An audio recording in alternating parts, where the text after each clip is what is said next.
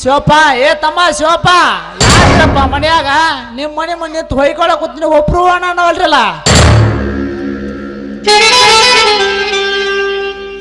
ಯಾರು? ಓಹೋ ದೇವೇಗೌಡ್ರೆ, ನಮಸ್ಕಾರ ದೇವೇಗೌಡ್ರೆ. ನಿನ್ನ ನಮಸ್ಕಾರಕ್ಕೆ ಬೆಂಕಿ ಹಚ್ಚ. ಒಯ್ದ ಸಾಲವನ್ನು ಮರಳಿ ತೀರಿಸಬೇಕನ್ನ ಸ್ವಾಭಿಮಾನವಿಲ್ಲವೇ ನಿನಗೆ? ಹಾಗೆಲ್ಲ ಮಾತನಾಡಬೇಡಿ ಗೌಡ್ರೆ. ನಿಮ್ಮಿಂದ ಪಡೆದುಕೊಂಡು ನಮ್ಮ ಸಾಲವನ್ನು ತೀರಿಸಬೇಕೆಂದು ಹರಸಾಹಸ ಮಾಡಿದೆ. ಆದರೆ ಈ ವರ್ಷ ರೈತನಿಗೆ ಆದ ಅನ್ಯಾಯ ನಿಮಗೂ ಗೊತ್ತೇ ಇದೆ. ಮಳೆಯಾದರೂ ಬೆಳೆ ಇಲ್ಲ, ಬೆಳೆ ಬಂದರೂ ಅದಕ್ಕೊಂದು ಒಳ್ಳೆಯ ಬೆಲೆ ಇಲ್ಲ. ಹೀಗಿರುವಾಗ ಸಾಲಕ್ಕೆ ಸಿಲುಕಿರುವ ರೈತನ ಉಸಿರು ನಿಂತು ಹೋಗಿದೆ ಗೌಡ್ರೆ, ರೈತನ ಉಸಿರು ನಿಂತು ಹೋಗಿದೆ. ಲೇ ಶಿವ, ರೈತನ ಉಸಿರು ನಿಂತಿದೆ ಎಂದು ನನ್ನ ಹತ್ತಿರ ಸಾಲವನ್ನು ತಂದು ತಿಂದು ಮರಳಿ ಕೊಡದೆ ಗಪ್ ಚೂಪಾಗಿ ಕುಳಿತರೆ ನಮ್ಮ ಜೀವನ ನಡೆಯುವುದೇಗೆ? ಒಳ್ಳೆಯ ಮಾತಿನಿಂದ ಹಣ ಕೊಟ್ಟು ಬಿಡ. ಹಾಗೆಲ್ಲ ಮಾತನಾಡಬೇಡಿ ಗೌಡ್ರಿ.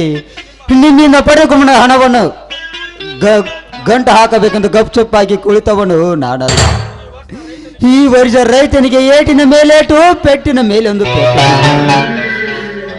ಎಷ್ಟೋ ರೈತರು ಸಾಲಕ್ಕೆ ಹೆದರಿ ಸಾವಿಗೆ ಶರಣಾದರು. ಕೆಲವೊಂದಿಷ್ಟು ರೈತರು ತಾವು ಮಾಡಿದ ಸಾಲವನ್ನು ತೀರಿಸುವುದಕ್ಕೆ ಹಿಂದೆ ತಮ್ಮ ಹಿರಿಯರು ಗಳಿಸಿ ಆಸ್ತಿನೆಲ್ಲ ಮಾರಿ ನಿಮ್ಮಂತ ಶ್ರೀಮಂತರ ಸಾಲವನ್ನು ತೀರಿಸಿ ಕೊನೆಗೆ ತಾವು ಬೀದಿಗೆ ಬಿದ್ದರು. ಅಂದರೇನಲೇ ಶಿವ, ಬೀದಿಗೆ ಬಿದ್ದವರೆಲ್ಲರಿಗೂ ನಾನೇ ಕಾರಣ ಅಂತ ಹೇಳಿದಂತೆ ಆಗುತ್ತಿದೆಯಲ್ಲ ನಿನ್ನ ಮಾತಿನ ಅರ್ಥ? ನೀವೆಲ್ಲ ಶ್ರೀಮಂತರೇ, ರೈತ ಮಾಡಿದ ಸಾಲ, ಆ ಸಾಲಕ್ಕೆ ಹೆದರಲ್ಲವೇ ರೈತ ಎಲ್ಲವನ್ನು ಕಳೆದುಕೊಂಡು ಬೀದಿಗೆ ಬಿದ್ದದ್ದು. ಲೇ ಶಿವ, ದುಡಿಯದೆ ಸೋಮಾರಿತನದಿಂದ ತಿರುಗಾಡಿ ಸಾಲ ಮಾಡಿ ಸೂರನಂತೆ ಮೆರೆದಾಡಿ ಕೋಟ್ಯಾಧೀಶ್ವರನಂತೆ ಇಷ್ಟ ಬಂದಲ್ಲಿ ಯಾರಡೆ ಕೊನೆಗೆ ಕೊಟ್ಟ ಸಾಲದ ಗಂಟು ಬಿದ್ದಾಗ ಬೀದಿಗಾದ್ರೂ ಬೀಳ್ತಾನೆ, ಬೇಕಾರಿಯಾದ್ರೂ ಆಗ್ತಾನೆ. ಸುಮ್ಮನೆ ನಮ್ಮ ಹಣವನ್ನು ಕೊಟ್ಟು ಬಿಡ.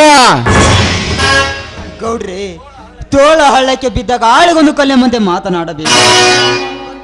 ಒಂದು ಹೊತ್ತಿನ ಕೂಳಿಗೂ ಲೆಕ್ಕ ಹಾಕಿ ತಿನ್ನುವ ಪರಿಸ್ಥಿತಿ ಬಂದದಿದೆ ಈ ಬಡವನಿಗೆ.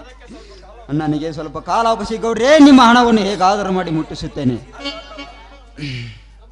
ಅಲ್ಲಲೇ ತಮ್ಮ, ಇಂಥ ಮಾತು ಹೇಳಕತ್ತಿ ಬರೋಬ್ಬರಿ 8 ತಿಂಗಳಾತ್ ನೋಡ್ಲೆ ತಮ್ಮ. ಅದೇನ ಅಂತಾರಲ್ಲ, ನೀ ಕೊಟ್ಟಂಗಾಲಿಲ್ಲ, ನಾವು ತಗೊಂಡಂಗಾಲಿಲ್ಲ, ಸರಳ ನಮ್ ಸಾಲ ಕೊಟ್ಬಿಡ್ಲೆ ತಮ್ಮ ಇವತ್ತ. ನೋಡು ಮುರುಗೇಶಪ್ಪ, ನೀನು ತಿಳಿದ ಬಂದಿದ್ದೀಯ. ನನ್ನ ಪರಿಸ್ಥಿತಿ ಹೇಗಿದೆ ಅನ್ನೋದು ಚೆನ್ನಾಗಿ ಗೊತ್ತಿದ್ದ ಮಾತೇ ಇದೆ. ಈ ಬಡವನ ಒಡೆದು ಸಿಳಿದರೂ ನನ್ನ ಹತ್ತಿರ ಬಿಡಿಗೆ ಆಸು ಇಲ್ಲ. ನನಗೆ ಇನ್ನೊಂದೆರಡು ತಿಂಗಳ ಸಮಯ ಕೊಡಿ. ನೀವು ಎಲ್ಲಿಯಾದರೂ ಪ್ರಯತ್ನ ಮಾಡಿ ನಿಮ್ಮ ಹಣವನ್ನು ವಾಪಸ್ ಮಾಡುತ್ತೇನೆ. 1-2 ತಿಂಗಳು?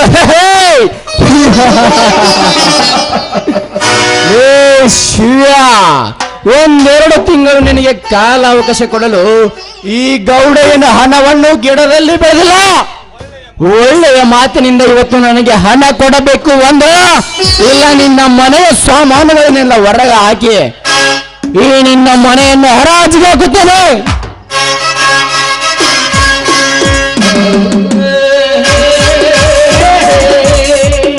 ಯಾರ ಮನೆ ಯಾರಿಗೆ ಹರಾಜು ಹಾಕುತ್ತೀಯಲ್ಲ?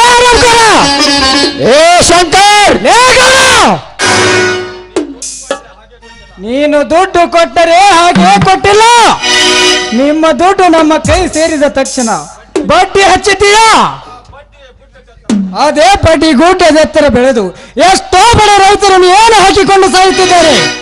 ಮತ್ತೆ ಅದನ್ನೇ ಈ ಶಿವಶಂಕರ ಮನೆತನದ ಮೇಲೆ ತೋರಿಸಲು ಬಂದರೆ ಬಡ್ಡಿ ಆಡೋ ಗೌಡ, ಏನೆಂದು ನಿನ್ನ ಕೈಗೆ ಕೋಲು ಹಾಕಿಸಿ ಪೊಲೀಸ್ ಕಂಪ್ಲೇಂಟ್ ಕೊಟ್ಟು ಒದ್ದು ಒಳಗೆ ಹಾಕಿಸಬೇಕಾಗುತ್ತದೆ. ಕೈಗೆ ಕೋಳ ಲೇ ಶಂಕರ್, ಒಂದು ಸಾರಿ ಒದ್ದನೆಂದರೆ 9 ಸಾರಿ ತಿರುಗು ಬೀಳಿವೆ ಈ ಗೌಡನ ಪಾದದ ಮೇಲೆ.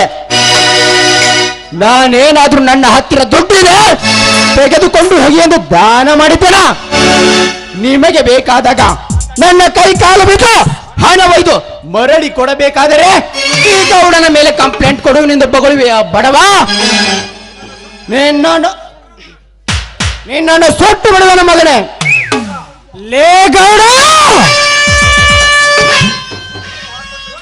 ಸೊಟ್ಟು ಹಾಕುತ್ತೇನೆಂದು ಸೂರತನದ ಮಾತನಾಡಬೇಡಲೇ ಕತ್ತಿ. ಇಷ್ಟು ದಿನ ಎಷ್ಟೋ ಬಡ ರೈತರ ಮೇಲೆ ನಿಮ್ಮ ದೌರ್ಜನ್ಯವನ್ನು ತೋರಿಸಿ ಅವರ ಆಸ್ತಿ ಪಾಸ್ತಿ ಎತ್ತಿ ಹಾಕಿರಬಹುದು. ಅದನ್ನೇ ಈ ಶಿವಶಂಕರ ಮನೆತನದ ಮೇಲೆ ತೋರಿಸಲು ಬಂದರೆ ನಿಮ್ಮ ದರ್ಪವನ್ನು ಧೂಳೀಪಟ ಮಾಡಿ ನಿಮ್ಮ ದರಿದ್ರ ದೇಹವನ್ನು ಇದೇ ನನ್ನ ಪುಣ್ಯ ಪರಶುರಾಮನಿಂದ ರೆಂಡ ಮುಂಡ ಬೇರ್ಪಡಿಸಬೇಕಾಗುತ್ತದೆ. ಮರ್ಯಾದೆಯಾಗಿ ಇಲ್ಲಿಂದ ಕಾಲ ಕೆತ್ತ ಮಗನೇ. ಅಂದ್ರೇನಪ್ಪ ತಮ್ಮ, ನಮ್ಮನ್ನೇನ ಮರ್ಯಾದೆ ಬಿಟ್ಟು ನಿಂತವ್ರಂತ ಮಾಡಿ ಹೆಂಗಲೇ ತಮ್ಮ? ನಿಮ್ಮ ಮನೆ ಬಿಟ್ಟು ಹೋಗಾಕ ಸರಳ ಇವತ್ತು ನಮ್ಮ ರೊಕ್ಕ ಕೊಟ್ಬಿಡ್ರಿ, ಇಲ್ಲಾಂದ್ರ ಕೆಲಸ ಬಗೆಹರಂಗಿಲ್ಲ. ಒಳ್ಳೆ ಹುಡುಗ ಇದ್ದ ತೊತ್ತು ಕೂಳಿಗೋಸ್ಕರ ಎತ್ತಲಾದರೂ ಮಾತನಾಡಿ ಸತ್ತು ಹೋಗಬೇಡ ಶಂಕರನ ಕೈಯಲ್ಲಿ. ಕೋಟ್ಯಾನು ಗಂಟ್ಲೆ ಸಾಲ ಕೊಟ್ಟ ಸರ್ಕಾರವೇ ರೈತರ ಕಷ್ಟ ಕಂಡು ಸುಮ್ಮನಿರುವಾಗ ರೈತರ ಕಷ್ಟ ಸರ್ಕಾರಕ್ಕೆ ಗೊತ್ತಾದರೆ ಸುತ್ತು 10 ಹಳ್ಳಿಯನ್ನಾಡುವ ಈ ನಿಮ್ಮ ಗೌಡನಿಗೆ ಗೊತ್ತಾಗೋದಿಲ್ಲ ಅನ್ನಲೇ ಕತ್ತೆ. ರೈತರ ಕಷ್ಟ ಏ ಶಂಕರ್, ರೈತರ ಕಷ್ಟವನ್ನು ಕಂಡು ಈ ಸರ್ಕಾರ ಮೂಕವಾಗಿ ಕೂತಿರಬಹುದು. ಇಲ್ಲ, ಕೊಟ್ಟ ಸಾಲವನ್ನು ರೈತರ ಧರಣಿಯನ್ನು ಕಂಡು ಈ ಸರ್ಕಾರ ಕೊಟ್ಟ ಸಾಲವನ್ನು ಮನ್ನಾ ಕೂಡ ಮಾಡಬಹುದು. ಯಾಕಂದ್ರೆ ಈ ಸರ್ಕಾರಕ್ಕೆ ರೈತರ ಅಂಜಿಕೆ ಇದೆ, ನಮಗೆ ಯಾರ ಅಂಜಿಕೆನೂ ಇಲ್ಲ. ದುಡ್ಡು ಕೊಡಬೇಕು ಎಂದ, ಇಲ್ಲ ಮನೆಯನ್ನು ಖಾಲಿ ಮಾಡಬೇಕು ಎಂದ. ಬೇಡಿ ಗೌಡ್ರಿ, ಈ ನಿರ್ಧಾರಕ್ಕೆ ಬರಬೇಡಿ. ನಮ್ಮ ಆರ್ಥಿಕ ಪರಿಸ್ಥಿತಿನ ಅರ್ಥ ಮಾಡಿಕೊಂಡು ಈ ಬಡವನನ್ನು ಬೀದಿಗೆ ತಳ್ಳದೆ ನನಗೆ ಸ್ವಲ್ಪ ಕಾಲ ಅವಕಾಶ ಕೊಡಿ. ನಿಮ್ಮ ಬಡ್ಡಿ ಕಂಟನ್ನು ಒಟ್ಟಿಗೆ ಮುಟ್ಟಿಸುತ್ತೇನೆ. ಲೇ ಶಿವ, ನೀನಾಡುವ ವಿನಯದ ಮಾತುಗಳನ್ನು ಕೇಳಿದರೆ 1 ವಾರ ಅಲ್ಲ 1 ತಿಂಗಳ ಅವಧಿ ಕೊಡಬಹುದು. ಆದರೆ ನಿನ್ನ ತಮ್ಮ ಶಂಕರನನ್ನು ನೋಡಿದ್ರೆ ನಿಂತ ಜಾಗದಲ್ಲೇ ವಸೂಲಿ ಮಾಡಬೇಕೆನಿಸುತ್ತದೆ.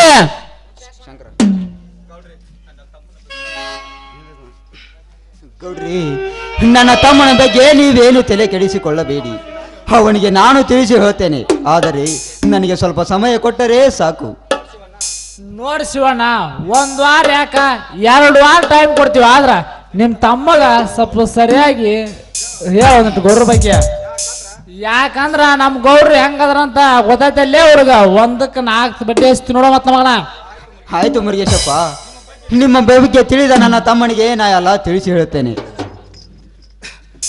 ನೋಡು ಶಿವ, ನೀ ಹೇಳಿದಂತೆ ತಿಳಿದುಕೊಂಡು ಈ ದೇವೇಗೌಡನೊಡನೆ ವಾದ ಮಾಡುವುದನ್ನು ಬಿಟ್ಟು ಸರಿ. ಇರದಿದ್ದರೆ ಅಲ್ಪ ಕೆಲಸಕ್ಕೆ ಅಧಿಕತನವನ್ನು ತೋರಿಸಿ ಎದುರಾಳಿಯಾಗಿ ನಿಂತರೆ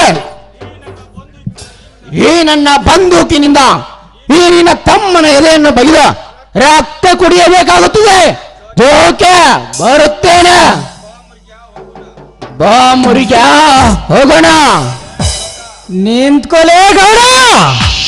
ಯಾಕಲೇ ಶಂಕರ? ಗೌಡ್ರ ಇಲ್ಲಿ ಏನ ಎಡವಟ್ ಆಗಂಗ್ ಕಾಣುತ್ತಾ? ಬ್ಯಾಡ್ ಬರ್ರಿ ಹೋಣ ಸುಮ್ನ. ಲೇ ಗೌಡ, ನನ್ನ ಬಗ್ಗೆ ನನ್ನ ಅಣ್ಣನಿಗೆ ಎಚ್ಚರಿಕೆ ಕೊಟ್ಟು ದಿಟ್ಟ ಧೀರನಂತೆ ಹೊರಟ್ರಿ ಕದಿನ. ಹಳ್ಳಿಯಲ್ಲಿ ನಡೆಸುತ್ತಿರುವ ನಿಮ್ಮ ದರ್ಪದ ಬಾಳಿಕೆಯನ್ನು ಧೂಳೀಪಟ ಮಾಡಿ ರೈತರಿಗೆ ಮೋಸ ಮಾಡಿ ಮುಗ್ಧರ ಆಸ್ತಿಯನ್ನು ಎತ್ತಿ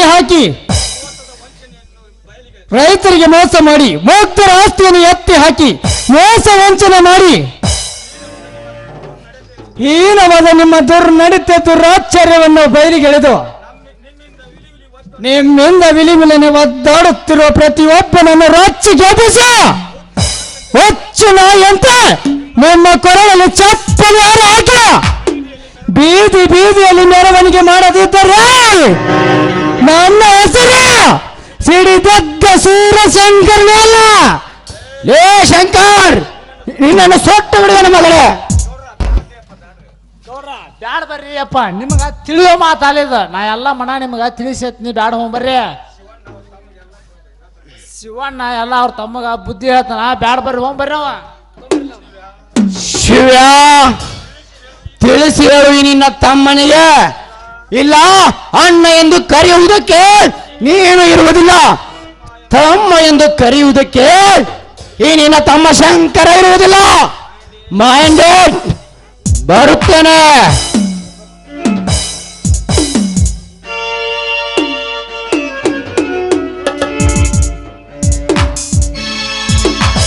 ಶಂಕರ, ಬಡವನ ಸಿಟ್ಟು ದವಡಿಗೆ ಮೂಲವಪ್ಪ.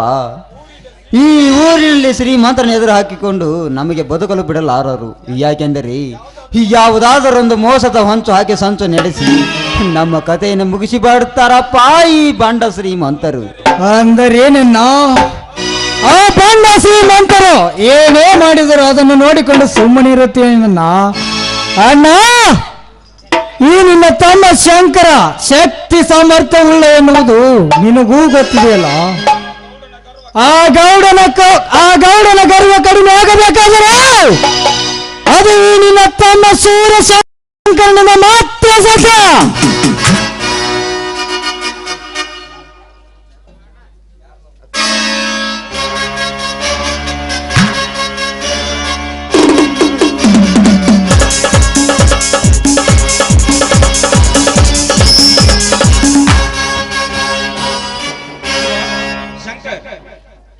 ಯಾರು? ಓಹೋ, ಬಾ ಹನುಮಂತ ಬಾ. ಶಿವ, ನಿಮ್ಮ ತಂಗಿ ಆಸ್ಪತ್ರೆಗೆ ಕರೆದುಕೊಂಡು ಹೋದ, ಅದಕ್ಕೆ ನಿಮ್ಮನ್ನು ಬಾ ಅಂತ ನನ್ನ ಮುಂದೆ ಹೇಳಿ ಕಳಿಸಿದ. ಹೌದಾ? ಏನಾಗಿದೆ ನನ್ನ ತಂಗಿಗೆ? ಬಾ ಶಂಕರ, ಹೋಗೋಣ. ನಡೆಯಣ್ಣ.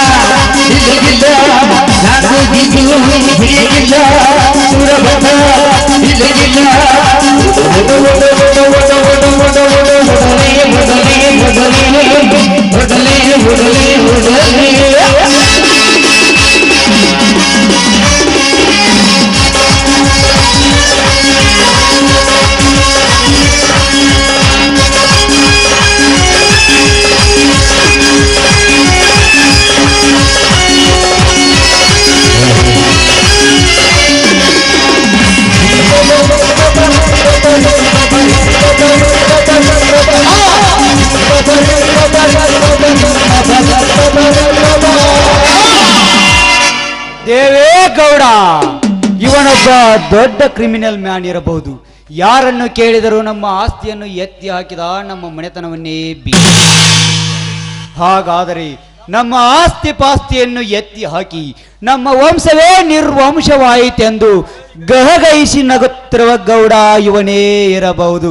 ಗೌಡ, ಹಾಗೇನಾದರೂ ನನ್ನ ಮನೆತನದ ಮೇಲೆ ದುಷ್ಟ ಕಾರ್ಯಗಳನ್ನು ಮಾಡಿದ್ದೇ ಆದರೆ ಈ ನನ್ನ ಹರಿತವಾದ ಕತ್ತಿನ ನಿನ್ನ ಕತ್ತನ್ನೇ ತೆಗೆದು ಪಾಪದಿಂದ ತುಂಬಿರುವ ನಿನ್ನ ಪಾಪದ ರಕ್ತವನ್ನು ಭೂಮಿ ತಾಯಿಗೆ ಪಡಿಸದಿದ್ದರೆ ನನ್ನ ಹೆಸರು ಭೂಲೋಕದಲ್ಲಿ ಭಯಾನಕವಾಗಿ ಮೆರೆದು ದೇವಲೋಕದಲ್ಲಿ ದೇವಾಗ್ನಿಯಂತೆ ಮೆರೆದ ದೇವದಾಸನೇ ಅಲ್ಲ.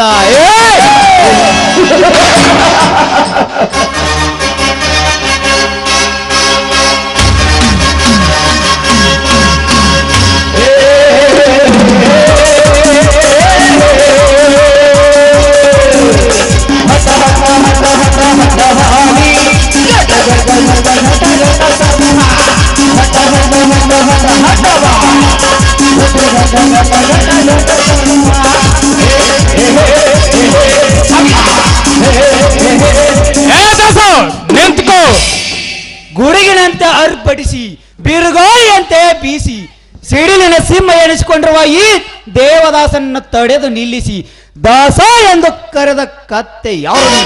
ಏ ದಾಸ, ನಿನ್ನದು ಅತಿ ಆಯ್ತು.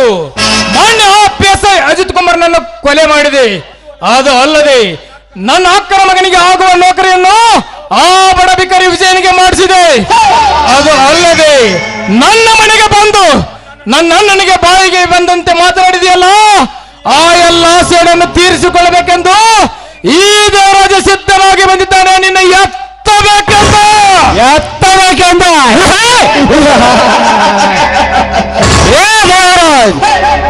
ಈ ದಾಸನನ್ನು ಎತ್ತಬೇಕಾದರೆ ಪ್ರತಿ ಜನ್ಮವನ್ನು ಕೊಡೆದುಕೊಂಡು ಬರಬೇಕು ಭೂಮಿಯ ಮೇಲೆ.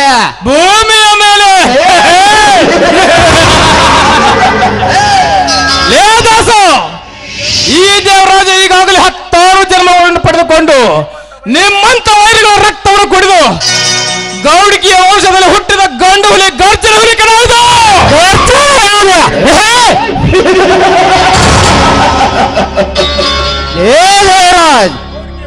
ಗೌಡಿಕೆಯ ವಂಶದಲ್ಲಿ ಹುಟ್ಟಿದ ಗಾಂಡು ನನ್ನ ಮಗನೇ, ಇದುವರೆಗೂ ನೀನು ನಿನಗೆ ಹೆದರಿ ನಡೆಯುವ ಜನ ನೋಡಿದ್ಯಾ? ಬಟ್ ನಿನಗೆ ಎದುರಿಗೆ ಎದುರಾಗಿ ನಿಂತು ಸೊಟ್ಟಿಗೆ ಸೊಟ್ಟು ಹೊಡೆಯುವ ಈ ದಾಸನನ್ನು ನೋಡಿಲ್ಲ.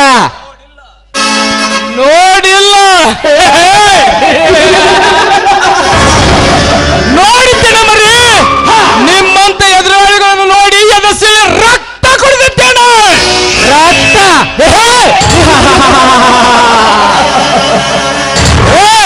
ರಕ್ತ ಕುಡಿಯುತ್ತನೆಂದು ಸೊಕ್ಕಿನಿಂದ ಮಾತನಾಡಬೇಡ. ಅಮಾಯಕರನ್ನು ಬಲಿಪಶು ಮಾಡಿ ಬಡವರನ್ನು ಬೀದಿಗೆ ತಳ್ಳಿ ರೈತರ ರಕ್ತವನ್ನು ಚಿಗಳಿಯಂತೆ ಹೀರಿ ಸಿಕ್ಕವರನ್ನು ಮೋಸದಿಂದ ಕೊಲೆ ಮಾಡಿಸುವ ನೀನ್ಯಾವ ಸೂರ ಗಂಡಸಲೇ? ತಾಕತ್ತಿದ್ದರೆ ದಾಸನಿಗೆ ಎದುರಿಗೆ ಎದುರಾಗಿ ನಿಂತು ನೋಡು, ಒಂದೇ ಹೊಡೆತಕ್ಕೆ ನಿನ್ನ ದೇಹ ಧೂಳಿ.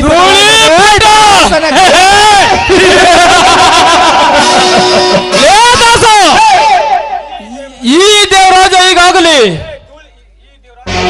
ಈ ದೇವರಾಜನ ದೇಹವನ್ನು ಧೂಳಿಪಟ ಮಾಡುವುದಕ್ಕಿಂತ ಮುಂಚೆ ನಾನೇನು ರಣ ಹೇಳಿ ಅಲ್ಲ, ಶಕ್ತಿಯ ಕಂಚನೆಯ ಕನಕನದಲ್ಲಿ ತುಂಬಿಕೊಂಡು ದಂಡು ಧೈರ್ಯೋತ್ಸವದಿಂದ ಹೋರಾಟಕ್ಕೆ ಇದ್ದರೆ ಧೈರ್ಯಗೆಟ್ಟು ದಿಕ್ಕೆಟ್ಟು ಹೋಗಿರಬೇಕು ನಿನ್ನಂತ ಎದುರಾಳಿಗಳು. ಈಗ ನೋಡಲೇ ಈ ದೇವರಾಜನ ಗಂಧ ಸಾಧನೆಯನ್ನು. ದೇವರನ್ನು ಕರೆದರೆ ತಡ ಮಾಡಿ ಬರಬಹುದು, ಬರುವ ಮಳೆ ಬರದೇ ಇರಬಹುದು, ಬೀಸುವ ಗಾಳಿ ಬೀಸದೇ ಇರಬಹುದು. ಆದರೆ ಈ ದಾಸನಿಗೆ ಎದುರಾಗುವ ವ್ಯಕ್ತಿ ಈ ಪ್ರಪಂಚದಲ್ಲೇ ಇರಬಾರದು.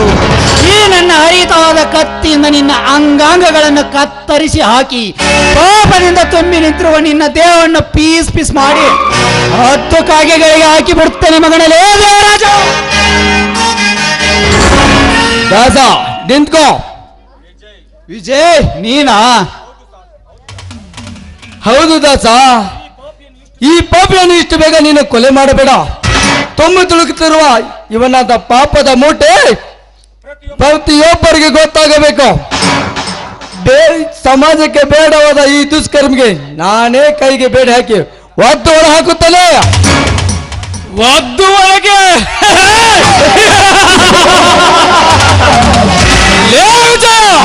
ಹಾಕುವುದೇ ಇವತ್ತು ಹಾಕಿಕೊಂಡು ಬಂದಿರುವ ಈ ಪೊಲೀಸ್ ಬಟ್ಟೆ ಇಷ್ಟೊಂದು ಧೈರ್ಯ ಕೊಟ್ಟಿದೆಯಾ ಮಗನೇ?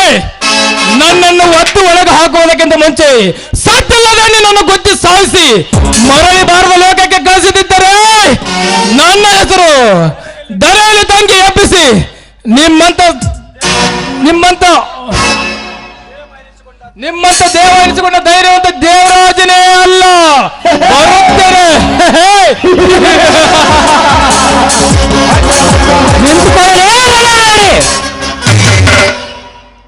ಬೇಡದಾಸ ನಿಂತ್ಕೋ. ಯಾಕೆ ವಿಜಯ್? ಮೈ ಮೇಲೆ ಕಾಕಿ ಇದೆ, ಕುಲಘಾತಕ ಮಾಡುವ ಕಾರ್ಯ ಗೊತ್ತು ಇದೆ. ಹೀಗಿರುವಾಗ ಆ ಬಂಡನ ಮಗನನ್ನು ಯಾಕಿತ್ತಕ್ಕೆ ಬದುಕಿಸಿದೆ? ನೋಡು ದಾಸ, ನೀನು ಅವನನ್ನು ಒಂದು ಕ್ಷಣಾರ್ಧದಲ್ಲಿ ಕೊಲ್ತೀಯ ಅನ್ನೋದು ನನಗೆ ಚೆನ್ನಾಗಿ ಗೊತ್ತು. ಆದ್ರೆ ಅವನನ್ನು ಆ ದೇವರಾಜ ಸತ್ತರೆ ಎಷ್ಟೋ ರೈತರ ಆಸ್ತಿ ಪತ್ರಗಳು ಅವನ ಹತ್ತಿರ ಇಲ್ಲವೇ? ಅವ ಎಲ್ಲಾ ಪತ್ರಗಳನ್ನು ರೈತ ರೈತರಿಗೊಳಿಸಿ ಆಮೇಲೆ ಎತ್ತೋಣ ಕೊಬ್ಬಿದ ಕೋಣವನ್ನು. ವಿಜಯ್ ಕಂಡವರ ಆಸ್ತಿಯನ್ನೇ ಕಸಿದುಕೊಂಡು ಅರಸನಾಗಿ ಮೆರೆಯಿದ್ರು ಹೋಗೋರಿಗೆ ಸವಾಲ್ ಹಾಕಿ ಆ ನೀಚರಿಂದ ಕಷ್ಟವನ್ನು ಅನುಭವಿಸಿ ಬೀದಿಗೆ ಬಿದ್ದಿರುವ ರೈತರ ಆಸ್ತಿ ಪತ್ರವನ್ನು ಮರಳಿ ಕೊಡಿಸಿ ಗೌಡಿಕೆಯ ಗರ್ವದಿಂದ ಮೆರೆಯುತ್ತಿರುವ ಗೌಡನ ಗರ್ವವನ್ನು ಇಳಿಸಿ ಮುಡಿ ಕಟ್ಟಿ ಮುತ್ತಲಕ್ಕೆ ಕಳಿಸೋಣ ಅಪ್ಪ ಆಪಿಸೋದರನ್ನ. ಬಾ ವಿಜಯ್ ಹೋಗೋಣ. ನಡೆದಾಸ ಹತ್ತು ನೋಡಿ ಗತ್ತು ಗಮ್ಮತ್ತಿನಿಂದ ಕತ್ತಲ ಕೋಣೆಗೆ ನಕ್ಕೆ ಸೊತ್ತು ಗಟ್ಟಿ ಮೈ ತಿರುಗಿಸುತ್ತದೆ. ಇದೇ ನನ್ನ ಪೊಲೀಸ್ ಬಲದಿಂದ ಆ ನರ ರಾಕ್ಷಸನನ್ನು.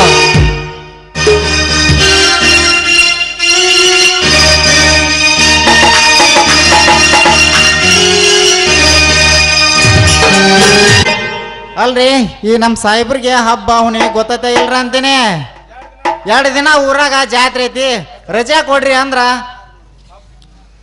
ಹಬ್ಬ ಹುಣ್ಣಿಮೆ ಮಾಡೋರು ನೌಕರಿಗೆ ಸೇರ್ಬಾರ್ದು ಅಂದ. ಅದಕ್ಕ ಬಟ್ಟೆ ಬಿಚ್ಚಿ ಮಕ್ಕಳ ಮ್ಯಾಗ ಎಸದ್ ಬಂದೆ ನೋಡ್ರಿ ಇದ್ದಾಗ.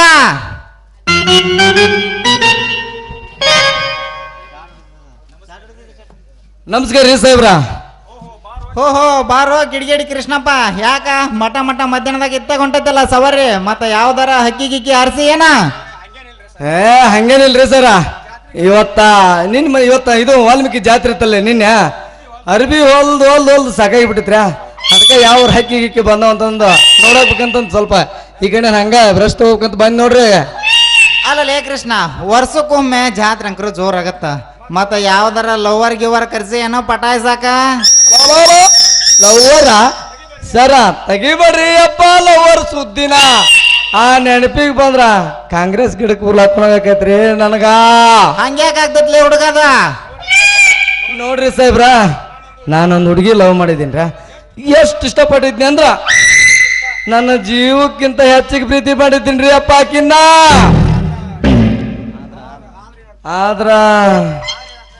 ಆದ್ರ ಏನತ್ಲೇ ತಮ್ಮ, ಮತ್ತ ನಿನ್ನ ಬಿಟ್ಟು ನಿಮ್ಮ ಅಣ್ಣನ ಲವ್ ಮಾಡ್ಯಾಳೇನ?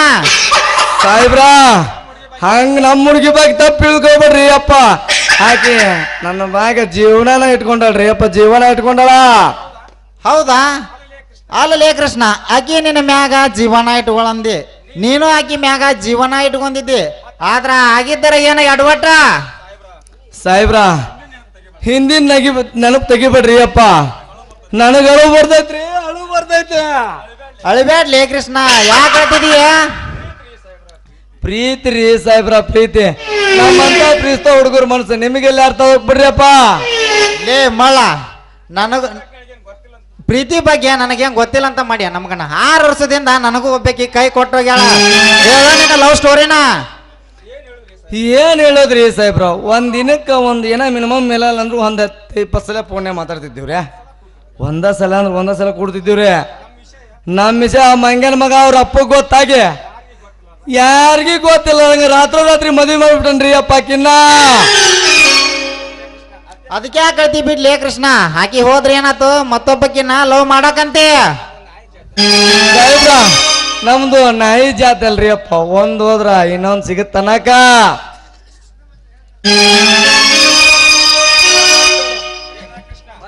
ಏನ ಕೃಷ್ಣ, ಏನ ನಾಯಿ ಸುದ್ದಿ ಮಾತಾಡಕತ್ತೀಯಲ್ಲ ಸಾಹೇಬ್ರ ಮುಂದ? ಅದ ಆಗವ್ರಿ, ಇವನವನು ಈ ಚಿತ್ತಿ ಮಳಿ ಹತ್ತೈತಿ ರಾತ್ರಿ ನಿದ್ದ ಹತ್ತವಲ್ದ ಅವನವನು ಈ ನಾಯಿ ಸಂಬಂಧ. ಹೌದ್ಲೇ ಕೃಷ್ಣ, ನೀ ಹೇಳೋದು ಕರೆ ಐತಿ. ನಿನ್ನೆ ಈ ವಾಲ್ಮೀಕಿ ಜಾತ್ರೆ ಸಂಬಂಧ ನಂದು ನೈಟ್ ಡ್ಯೂಟಿ ಹಾಕಿದ್ರು. ಇಷ್ಟ ಐತಿಲೆ ಅಲ್ಲಿ ಒಂದು ರುದ್ರಪ್ಪ ಒಂದು ಕರೆ ನಾಯಿ. ಆ ಒಂದು ಕರೆ ನಾಯಿಯಿಂದ ಇವ್ ನಮ್ಮ ಮುತ್ತೇನವೇನೊಂದು ಇದ್ವಲ್ಲ, ಒಂದು 20 ನಾಯಿ ಗಟ್ಟುಗಳು, ಅವು ಓಸು ಒಂದು ಗಂಟು ಬಿದ್ದಿದ್ವು. ಅವನು ಒಂದಕ್ಕೊಂದು ಕಡ್ದಾಡಕ್ ಹಚ್ಚಿ ಆ ರುದ್ರಪ್ಪ ಒಂದು ಕರೆ ನಾಯಿ ಏನಿತ್ತಲ್ಲ ಎಸ್ಕೇಪ್ ಆಗೇ ಬಿಡ್ತು ನೋಡತ್ತಾಗ. ಅಷ್ಟೈತೆ ನಿನ್ನ ನಾಯಿ ಪವರ್? ಆ ನಾಯಿ ಇರೋದು ಒಂದ, ನೀನು ಇರೋದು ಒಂದ ನೋಡ, 2 ಇರೋದು ಒಂದ ನೋಡಿ. ಹಾ, ಏನಂದೆ? ಯವ್ವ ಏನಂದ ಹಾಕೋರಿ, ಆ ನಾಯಿಗಿಂತ ನಿಮ್ಮ ಪವರ ಜಾಸ್ತಿ ಐತಿ ಅಂದ. ನನ್ನ ಪವರ್ ತಗೊಂಡ್ ನೀ ಏನ್ ಮಾಡ್ತಿ? ಊರಾಗ ಒಂದ್ ಸುದ್ದಿ ಗೊತ್ತೈತನ ಮತ್ ನಿಮ್ಗ? ಊರಾಗಿನ ಸುದ್ದಿ ಏನ್ ಲೇಪದ ಗೌರಿ? ಅದವು ಶಿವಪ್ಪನ ಮಗಳು, ಆ ಶಿವಶಂಕರಪ್ಪನ ಮಗಳು ಹೊಟ್ಟಿಲಿ ಯಾಕೆ ಬಸರಾಗ್ಯಾಳಂತ. ಅಯ್ಯಯ್ಯೋ, ಏ ಎಂತ ಸುದ್ದಿ ಹೇಳಕತ್ತಿ ಆಗವ್ರಿ ಹೆಣ್ಣಾದ ಮೇಲೆ ನೀನು ಹೊಟ್ಟೆಲಿ ಆಗದ ಮತ್ತ ಹೆಣ್ಣಾದ್ಮೇಲೆ ಹೊಟ್ಟಿಲಾಗೋದು ನಿಜ, ಆದ್ರ ಮದುವೆ ಆದ್ಮೇಲೆ ಆದ್ರ ಒಂದು ಬೆಲೆ ಅದು. ಅಂದ್ರ ಆಕಿದು ಮದುವೆ ಆಗಿಲ್ಲ ನಿನ್ನ? ಇಲ್ಲೋ ಯಪ್ಪ, ಇನ್ನು ಮದುವೆ ಆಗಿಲ್ಲ. ಅದಕ್ಕ ಹುಡುಗಿದ ಏನೈತನ ಪರಿಸ್ಥಿತಿ, ಬರ್ರಿ ಹೋಗೊಂಡ್ರ ನೋಡಾಕ. ಇಂಥವ್ರನ್ನ ನೋಡಿ ಬರ್ದ ನೋಡ್ರಿ ಅಪ್ಪ ನಮ್ಮ ಬಿಳೆಕಲ್ಲ ಬಿಬಿ ಪೊಲೀಸ್ ಕವಿಗಳ. ತಾಳಿ ಮೊದಲು ಅಂತಂದ ಯಾವ್ದನ್ನೋದು ಮುಂದೆ ಪ್ರವೇಶದಾಗ ಗೊತ್ತಾಗತ್ರಿ. ಈಗ ಒಂದು 9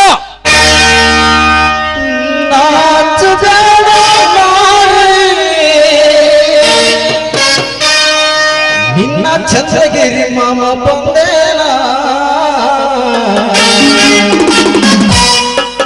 ಏನ ಬೇಡ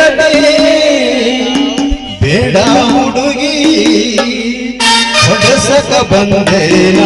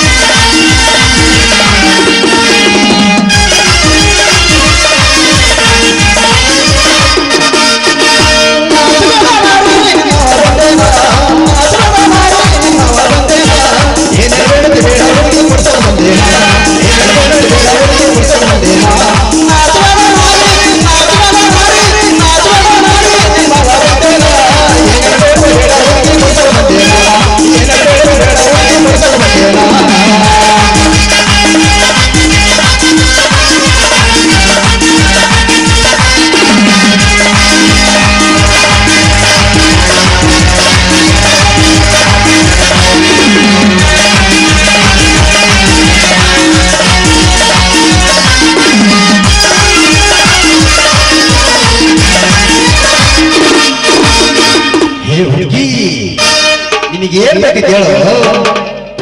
ಚೈನಾ ಬೇಡತಿ ಜೀವ ಮಾವ, ಚೈನಾ ಬೇಡತಿ ಜೀವ, ಚೈನಾ ಬೇಡತಿ ಜೀವ ಮಾವ, ಚೈನಾ ಬೇಡತಿ ಜೀವ. ಚೈನಾ ತಂದಿರಿ ನಿನ್ನ ಮುರುಗು ತಾರ ಏ ಹುಡುಗಿ, ಚೈನಾ ತಂದಿರಿ ನಿನ್ನ ಡೊಂಕುಗಾಲ ತಾರ ಏನೇನು ಬೇಡತಿ ಬೇಡ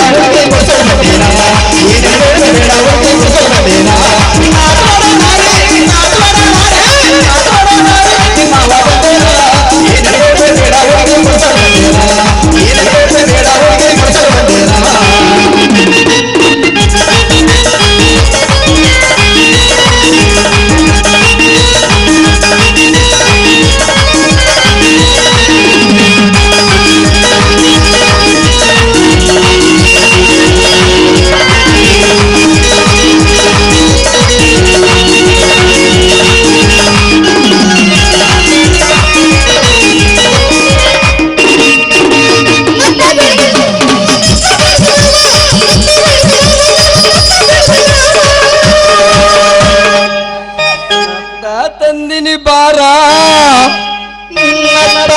ತಂದಿನಿ ಬಾರ ಏ ಹುಡುಗಿ, ನತ್ತ ತಂದಿನಿ ಬಾರ ನಿನ್ನ ಸಿಂಬಳ ಮೂಗ ತಾರ ನಿನ್ನ ಸಿಂಬಳ ಮೂಗ ತಾರ ಬೇಡ ಬರ್ತೇನ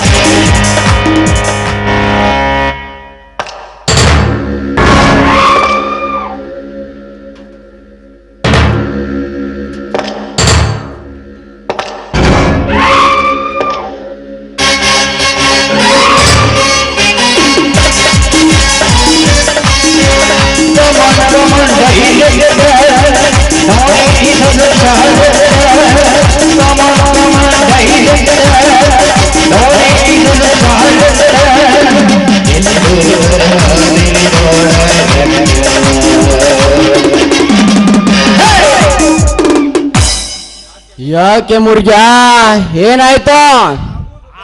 ಎಲ್ಲ ದೊಡ್ಡ ಅನಾಹುತನ ಆಗೈತ್ರಿ ಗೌಡ್ರ. ಲೇ ಮುರ್ಗ್ಯಾ, ಸುತ್ತಿ ಬಳಸಿ ಮಾತನಾಡುವುದನ್ನು ಬಿಟ್ಟ ನೇರವಾಗಿ ವಿಷಯಕ್ಕೆ ಬಾ. ಯಪ್ಪ ಗೌಡ್ರ, ಆ ವಿಷಯ ಹೆಂಗೆ ಹೇಳ್ರಿ ಅಪ್ಪ? ಆ ಶಿವಶಂಕರನ ತಂಗಿ ಬಸರ ಹೇಳಂತ್ರಿ ಅಪ್ಪ. ಲೇ ಮುರ್ಗ್ಯಾ, ಆ ಶಿವಶಂಕರ ತಂಗಿ ಗರ್ಭಿಣಿ ಆದರೆ ನೀನೇಕೆ ಎದೆ ಉಸಿರು ಬಿಟ್ಟು ಓಡಿ ಬಂದಿದೀಯಾ? ಯಪ್ಪ ಗೌಡ್ರ, ನಾನಿನ್ನೂ ಎದಿ ಉಸಿರು ಬಿಟ್ಕೊಂತ ಇಲ್ಲಿ ತನಕ ಓಡಿ ಬಂದಿನಿ. ಆ ಶಿವಶಂಕರ ಇಲ್ಲಿ ಏನಾದ್ರೂ ಓಡಿ ಬಂದ್ರ ನೀನು ಉಸಿರ ನಿಂದ್ರಸ್ತಾರ ನೋಡು ಗೌಡ್ರ. ಎದೆ ಉಸಿರು ಹೇ ಮುರ್ಗ್ಯಾ, ಈ ಗೌಡನ ಎದೆ ಉಸಿರು ನಿಲ್ಲುವುದಕ್ಕೆ ಗಾಳಿ ಬಿಟ್ಟಾಗ ಅಲ್ಲಾಡಿ ನಿಲ್ಲುವ ಮರದ ಎಲೆ ಅಲ್ಲ. ಅದಕ್ಕೂ ಮಿಗಿಲಾಗಿ ಆ ಶಂಕರ ಇಲ್ಲಿಗೇಕೆ ಬರ್ತಾನೆ? ಆ ಶಿವಶಂಕರನ ತಂಗಿ ಬಸರಾಗಕ ನಿಮ್ ತಮ್ಮನ ಅಂತ್ರಿ ಕಾರಣ. ಏನು ಏನು ನನ್ನ ತಮ್ಮನ? ಮಾಡಲಿ ಬಿಡು ಮುರ್ಗ್ಯಾ, ಗಂಡಸಾಗಿ ಹುಟ್ಟಿದ ನನ್ನ ತಮ್ಮ ಒಂದು ಹೆಣ್ಣಿನ ಚಪ್ಪಲವನ್ನು ಈಡೇರಿಸಿದ್ದಾನಂದ್ರೆ ಇದು ಯಾವ ಮಹಾ ವಿಷಯ?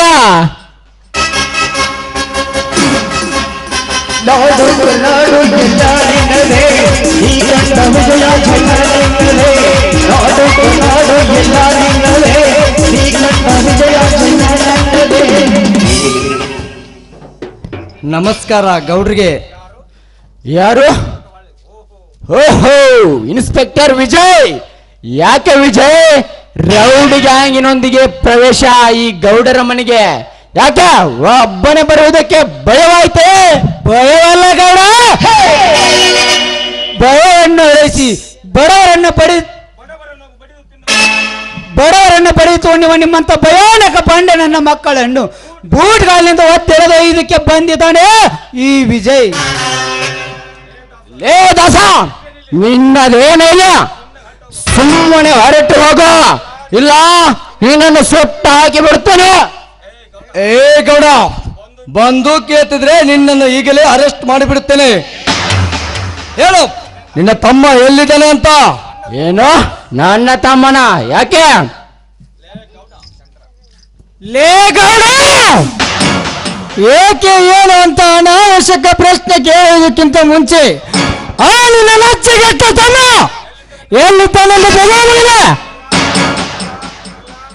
ಇಲ್ಲ, ಮೊದಲು ನಿನ್ನನ್ನು ತುಂಡು ತುಂಡಾಗಿ ಕತ್ತರಿಸಿ ಹಾಕಿ ಆಮೇಲೆ ಆ ನಿನ್ನ ತಮ್ಮನ ಹೆಣ ಉಳಿಸಬೇಕಾಗುತ್ತದೆ.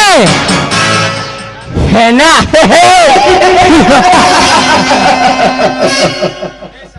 ಲೇ ಶಂಕರ್, ಗೌಡಿಕೆಯ ಗೌಡ, ದೊಡ್ಡಿನ ದೊರೆ, ಈ ಶೂರ ಶ್ರೀಮಂತನ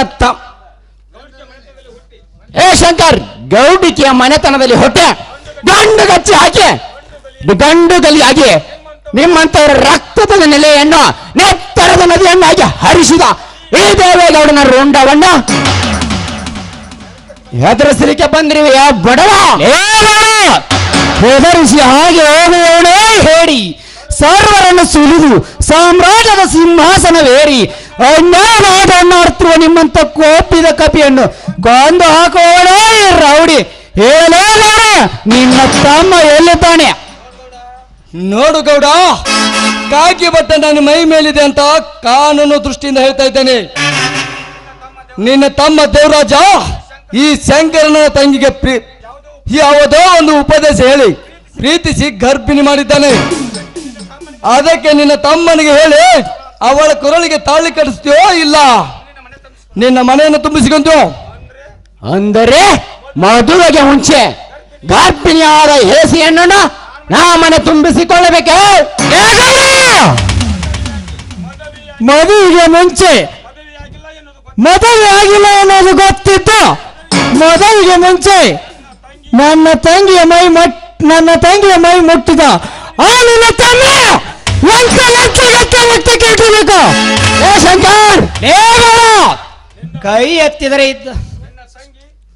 ಲೇ ಶಂಕರ್, ನಿನ್ನ ತಂಗಿ ನನ್ನ ತಮ್ಮ ಕೊಡುತ್ತಿರುವ ಹಣಕ್ಕೆ ಆಸೆ ಬಿದ್ದು ಶರಣಾಸಿರಬೇಕು. ಈಗಲಾದರೆ ಏನಾಯ್ತು? 10,000 ಹಣ ಕೊಡ್ತೇನೆ, ತೆಗೆದುಕೋ. ಗೌಡ, ಹೊಟ್ಟೆಯಲ್ಲಿರುವ ಪಿಂಡವನ್ನು ಹೊರಗೆ ಹಾಕಿಸು. ಗೌಡ, ನೀನು ಕೊಡುತ್ತಿರುವ 20,000 ಹಣಕ್ಕೆ ತೆಗೆದುಕೋ 50,000. ಇದು ಯಾಕೆ ನಿನ್ನ ತಂಗಿಯ ವರದಕ್ಷಿಣೆನಾ? ಅಲ್ಲ ಗೌಡ, ನಿನ್ನ ವಂಶದಲ್ಲಿ ಯಾವುದಾದರೂ ಒಂದು ಹೆಣ್ಣು ಇದ್ದರೆ 4-5 ದಿನ ಕಳಿಸಿಕೊಡು. ನನ್ನಿಂದ ಕಳವಿನಿಂದ ಗರ್ಭಿಣಿಯಾದ ಆ ಯೇಸು ಹೆಣ್ಣಿನ ಪಿಂಡವನ್ನು ಹೊರಗೆ ಹಾಕಿಸಕ್ಕೆ ಕೈ ಎತ್ತಿದರೆ ಈ ದಾಸನ ಮಚ್ಚಿನಿಂದ ಕೊಚ್ಚಿ ಹೋಗೋದು ನಿನ್ನ ಕೈ. ನಿನ್ನ ತಮ್ಮನ ಮೋಸದಾಟಕ್ಕೆ ಬಲಿಯಾಗಿ ಆ ಹೆಣ್ಣು ಗರ್ಭಿಣಿಯಾಗಿ ನಿಂತಿದ್ದಾಳೆ. ಮಾನವೀಯತೆಯಿಂದ ಒಪ್ಪಿ ನಿನ್ನ ತಮ್ಮ ಈ ಶಂಕರನ ತಂಗಿಗೆ ತಾಳಿ ಕಟ್ಟಿದರೆ ಸರಿ, ಇಲ್ಲ ಆ ದುಷ್ಟ ದೇವರಾಜನ ದೇಹವನ್ನು ಸೀಳಿ ಅವನ ರಕ್ತದಿಂದ ಆ ಹೆಣ್ಣಿನ ಹಣ್ಣಿಗೆ ಸಿಂಧೂರವನ್ನು ಇಡಬೇಕಾಗುತ್ತದೆ. ಎಚ್ಚರ. ಏ ಗೌಡ, ತಿಳಿಸಿ ಹೇಳು ನಿನ್ನ ತಮ್ಮನಿಗೆ ತಾನು ಮಾಡಿದ ತಪ್ಪನ್ನು ಒಪ್ಪಿಕೊಂಡು ಅವಳ ಕೊರಳಿಗೆ ತಾಳಿ ಕಟ್ಟಿದರೆ ಸರಿ, ಇಲ್ಲ ನಿನ್ನ ತಮ್ಮನ ಮೇಲೆ ರೇಪ್ ಕೇಸ್ ಹಾಕಿ ಜೀವಂತ ಸಜಾ ಮಾಡಬೇಕಾಗುತ್ತದೆ ಜೈಲಿನಲ್ಲಿ. ಬಾ ಶಂಕರ್, ಹೋಗೋಣ.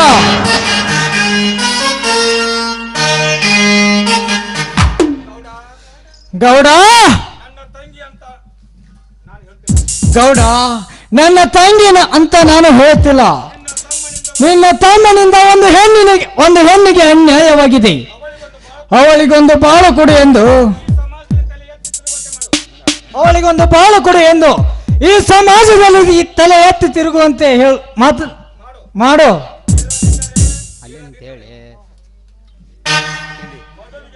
ಇಲ್ಲದಿದ್ದರೆ ಮದುವೆಗೆ ಮುಂಚೆ ಕಾಲು ಜಾರಿದ ಆ ನನ್ನ ತಂಗಿಯನ್ನು ತುಂಡು ತುಂಡಾಗಿ ಕತ್ತರಿಸಿ ಹಾಕಿ ಆ ನಂತರ ಆ ನಿನ್ನ ತಮ್ಮ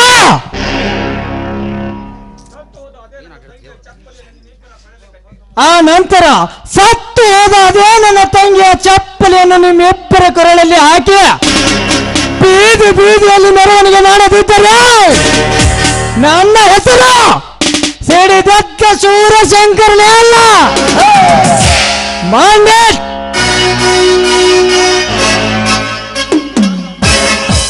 ಬಾದಸ ಕತ್ತೆಗಳ ಜೊತೆ ಕತ್ತೆ ಆಗೋದು ಬೇಡ, ಹೊರಟು ಹೋಗೋಣ. ಗೌಡ, ಇವನು ಒಲಿದರೆ ದಾಸ, ಒಲಿಯದಿದ್ದರೆ ನಿನ್ನ ಪ್ರಾಣ ಯಮಪಾಶ. ಬರುತ್ತೇನೆ, ಮಾಡಿ.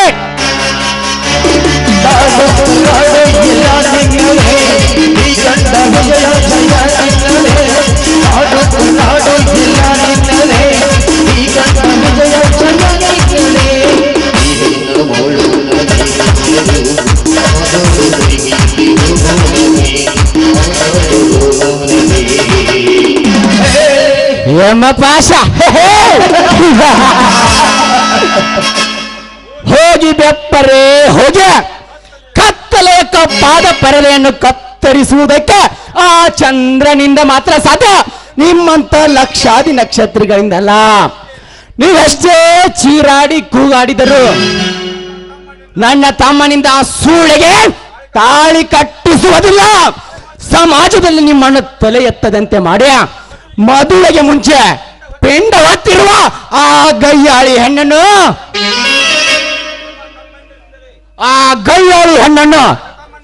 ಈ ನನ್ನ ತಮ್ಮನಿಂದಲೇ ಕತ್ತರಿಸಿ ಹಾಕದಿದ್ದರೆ ನನ್ನ ಹೆಸರು ಮಾಲೆ ಪಾಟೀಲ್ ದೇವೇಗೌಡನೇ ಅಲ್ಲ.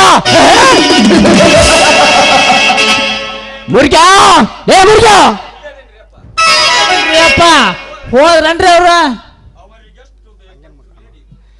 ಲೇ ಮುರ್ಗ್ಯಾ, ಅವರಿಗೆಷ್ಟು ಭಯಪಟ್ಟಿರುವಲೇ ನೀನು? ಹೇ ದೇವೇಗೌಡನೆಂದರೆ ಎದರಿಗೆ ಬರುತ್ತಿರುವ ಸಿಂಹ ಸಹಿತ ಸರಿದು ನಿಲ್ಲುವುದಾಗ ಊರಿಗೆ ಊರೇ ಈ ಗೌಡನನ್ನು ಕಂಡು ಗಡಗಡನೆ ನಡುಗುತ್ತಿರುವಾಗ ಇವರ್ಯಾವಾಗ ಹಿಡ್ದ ತಪ್ಪಲ? ಬಾ, ನನ್ನ ತಮ್ಮನಿಗೆ ಹೋಗಿ ಆ ಶಂಕರನ ತಂಗಿಯನ್ನ ಯಮನ ಹತ್ತಿರ ಕಳಿಸೋಣ. ಗೌಡ್ರ ಯಮನ ತೆಕರ ಕಳಿಸ್ರಿ, ಇಲ್ಲ ಭೀಮನ ತೆಕರ ಕಳಿಸ್ರಿ. ಒಟ್ಟಿನ್ಯಾಗ ನಮ್ಮ ಜೀವಕ್ಕೆ ಏನೋ ಅಪಾಯ ಬರದಂಗ ಮಾಡ್ಬಿಡ್ರಿ ಸಾಕ. ಗೌಡ್ರ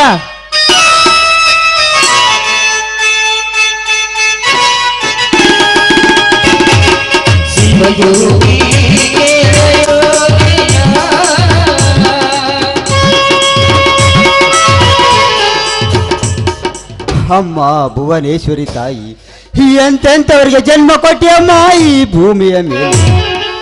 ಹೆಣ್ಣು ಹೆಣ್ಣಲ್ಲ, ಹೆಣ್ಣು ರಾಕ್ಷಸಿ, ಹೆಣ್ಣು ಸಾಕ್ಷಾತ್ ದೇವತೆ ಎನ್ನುವ ನಾನುಡಿ ಸುಳ್ಳಾಯಿತಮ್ಮ, ಸುಳ್ಳಾಯಿತು.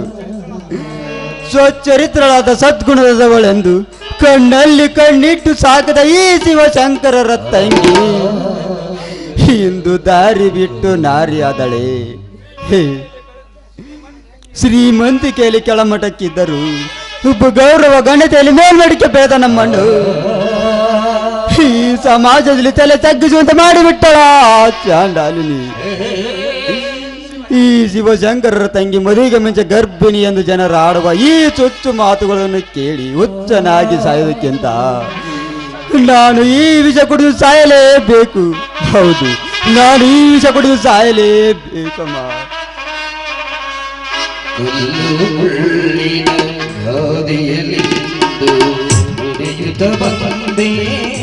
ಅಣ್ಣ, ಈ ವಿಷ ಕುಡಿದು ಸಾಯಬೇಕಾದ ನೀನಲ್ಲ, ನಾನಲ್ಲ ನಾನು. ನೀನ್ಯಾಕಮ್ಮ ಸಾಯ್ತೀಯ? ನೀನು ಸತ್ತರೆ ನಿನ್ನ ಹೊಟ್ಟೆಯಲ್ಲಿ ಗುಟ್ಟಾಗಿ ಬೆಳೆಯುತ್ತಿರುವ ಆ ಪಿಂಡದ ಗತಿಯನಮ್ಮ. ನೀನು ಬಾಳಬೇಕಮ್ಮ, ನೀನು ಬಾಳಿ ನಿನ್ನ ಹೊಟ್ಟೆಯಲ್ಲಿ ಹುಟ್ಟುವ ಆ ಮಗುವಿಗೆ ಈ ಪ್ರಪಂಚ ತೋರಿಸಮ್ಮ. ಅಣ್ಣ, ನಾನು ತಪ್ಪು ಮಾಡಿಬಿಟ್ಟೆ. ಮದುವೆಗೆ ಮುಂಚೆ ಕಾಲು ಜಾರಿ ತಪ್ಪು ಮಾಡಿದೆನ್ನ. ನಿನ್ನ ಘನತೆಗೆ ಅವರನ್ನು ಕಳೆದು ಬಿಟ್ಟೆ. ನಿನ್ನ ಮಾನ ಮರ್ಯಾದೆಯನ್ನು ಕೂಡ ಕಳೆದು ಹಾಕಿಬಿಟ್ಟೆ. ಹುಚ್ಚಮ್ಮ, ನಮ್ಮ ಮನೆತನ ಮಾನ ಮರ್ಯಾದೆ ಆಳದರೂ ಚಿಂತೆ ಇಲ್ಲಮ್ಮ. ಆದರೆ ತಾಯಿ ಮೊದಲು ತಾಳಿ ಮೊದಲೆಂದ ಈ ನಮ್ಮ ಬಿ ಪೊಲೀಸ್ ಕವಿಗಳಿಗೆ ನಿನ್ನಿಂದ ಅರ್ಥವಾಯಿತಮ್ಮ. ತಾಳಿಗಿಂತ ತಾಯಿ ಮೊದಲು ಅಂತ. ಅಣ್ಣ, ಹಣ ಹೋದರೆ ಮತ್ತೆ ಗಳಿಸಬಹುದು, ಆದರೆ ಈ ನನ್ನ ಗುಣ ಹೋದರೆ ಮತ್ತೆ ಪಡೆಯಲು ಸಾಧ್ಯವಿಲ್ಲ.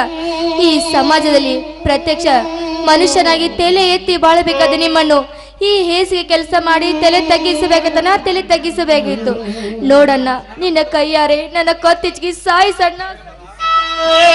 ನಿರ್ಮಲ, ನಾನ್ಯಾಕಮ್ಮ ಕೊಂದು ಹಾಕಲಿ? ಈ ನನ್ನ ಸಹೋದರನು ಕೊಂದ ಪಾಪಿಷ್ಟ ಅಣ್ಣನಿಬಡಿ ಎಂದು ಈ ಸಮಾಜದಿಂದ ಕರೆಸಿಕೊಳ್ಳಲೇನಮ್ಮ?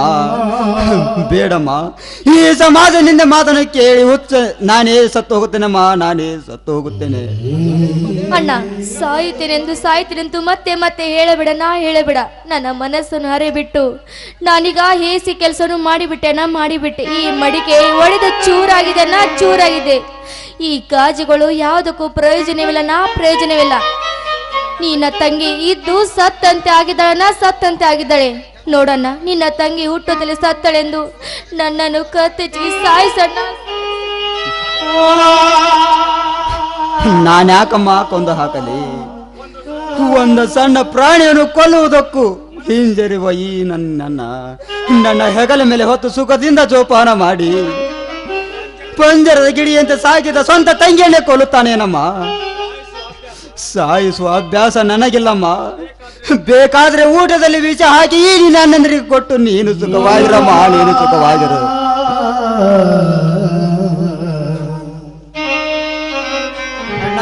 ಅಣ್ಣ, ಬಾ ಶಂಕರ, ಬಂದಿಯೇನಪ್ಪ? ಹೋಗಿ ಬಂದಿಯೇನಪ್ಪ ಈ ನನ್ನ ಮುದ್ದು ತಂಗಿಯ ಮನದರಸನ ಮನೆಗೆ? ಅಣ್ಣ, ಇವಳು ಮೂತ ತಂಗಿ ಅಲ್ಲಣ್ಣ, ನಮ್ಮ ಮಾನ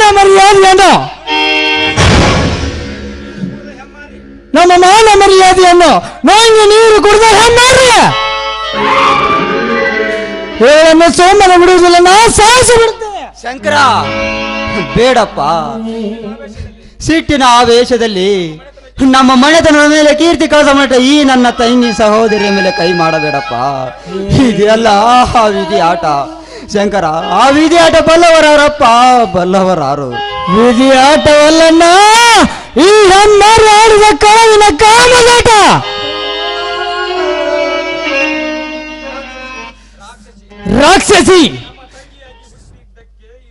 ರಾಕ್ಷಸಿ ನಮ್ಮ ತಂಗಿಯಾಗಿ ಹುಟ್ಟಿದ್ದಕ್ಕೆ ಊರಲ್ಲಿರುವ ಜನ ಯಾವ ರೀತಿ ಮಾತನಾಡುತ್ತಿದ್ದಾರೆ ಏನು ಗೊತ್ತೇನಮ್ಮ?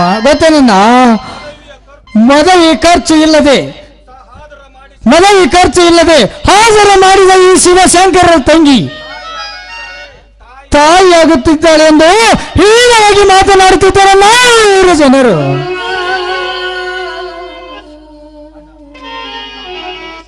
ಅಣ್ಣ, ನಾನು ಮಾಡಿದ ಹೇಸಿಗೆ ಕೆಲಸದಿಂದ ನಿಮ್ಮ ಮನೆತನಕ್ಕೆ ಈ ರೀತಿ ಕಳಂಕ ಬರುತ್ತೆ ಅಂದ್ರೆ ನಾನು ಈ ಕೆಲಸಕ್ಕೆ ಕೈ ಹಾಕ್ತಿರ್ಲಿಲ್ಲ. ನಾನು ನನ್ನ ಕತ್ತಿಜಿಗೆ ನಾನೇ ಸತ್ತು ಹೋಗ್ತಿದ್ದೆ. ನಾ ಈ ಕೆಲಸಕ್ಕೆ ಕೈ ಹಾಕ್ತಿರ್ಲಿಲ್ಲ. ಹೇಸಿ ಹೆಣ್ಣೆ, ನಾನು ಹೋದ ಮೇಲೆ ಇದ್ದರೆ ಸತ್ತಂತೆ. ನಿನ್ನ ಶೀಲವನ್ನು ಕಾಪಾಡಿಕೊಳ್ಳುವುದಕ್ಕೆ ಹೋರಾಟ ಮಾಡಿ ಸತ್ತಿದ್ದರೆ ವೀರಮಳ್ಳಿ ನನ್ನ ತಂಗಿ ಎಂದು ದಿನನಿತ್ಯ ಫೋಟೋ ಇಟ್ಟು ಪೂಜೆ ಮಾಡುತ್ತಿದ್ದೆ. ಆದರೆ ನೀ ಮಾಡಿದ ಈ ಯಶ ಕೃತ್ಯದಿಂದ ನಾವು ಕೂಡ ಇದ್ದು ಸತ್ತಂತಾಗಿದೆ.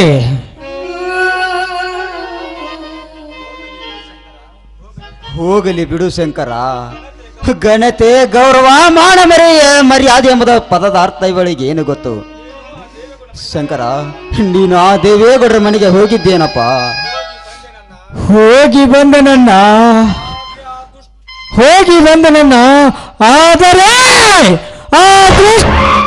ಆ ದೃಷ್ಟ ದೇವರಾಜ ಇದ್ದಿಲ್ಲ.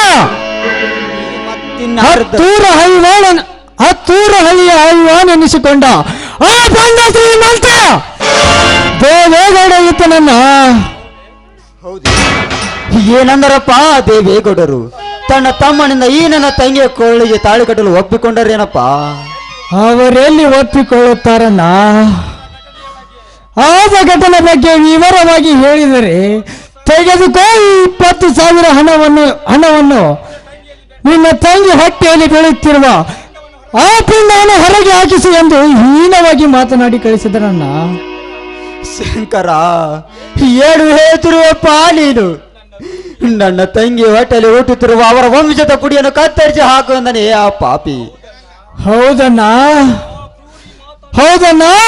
ಆ ಕ್ರೂರಿ ಮಾತನಾಡಿದ್ದನ್ನು ಕೇಳಿಕೊಂಡು ಅವನ ಒಡಲು ಬಿಗಿದು ಅವನ ರಕ್ತ ಕುಡಿಯಲು ಕೋಪ ಬಂದಿತ್ತು.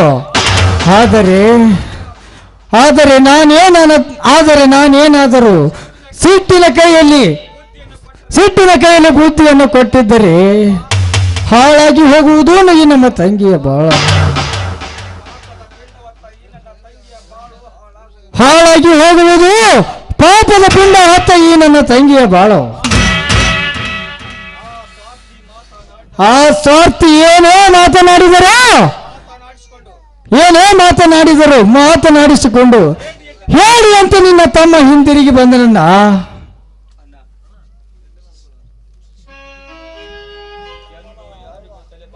ಅಣ್ಣ, ಎಂದು ಯಾರಿಗೂ ತಲೆ ಭಾಗದ ನಿಮ್ಮನ್ನು ಈ ರೀತಿ ಪ್ರೀತಿ ಪ್ರೇಮ ಎಂದು ಅವನಿಗೆ ನನ್ನ ಹೇಸಿಗೆ ಮನಸ್ಸನ್ನು ಕೊಟ್ಟು ನಿಮ್ಮನ್ನು ತಲೆ ತಗ್ಗಿಸುವಂತ ಕೆಲಸ ಮಾಡಿದೆ ಅಣ್ಣ. ನಾನು ಮಾಡಿದೆ.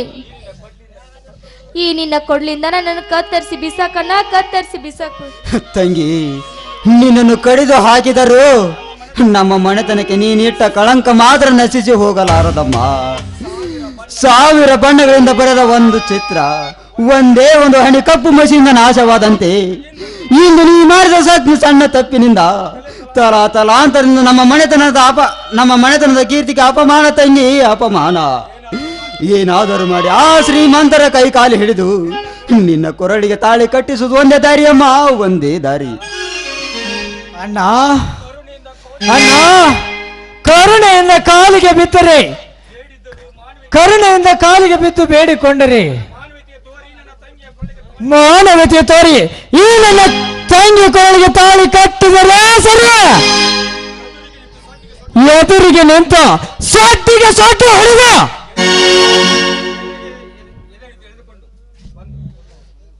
ಅವನನ್ನು ಎದೆಗೆ ಒದ್ದು ಎಳೆದುಕೊಂಡು ಬಂದು ಈ ನನ್ನ ತಂಗಿ ಕೊರಳಿಗೆ ತಾಳಿ ಕಟ್ಟಿಸುತ್ತೇನೆ.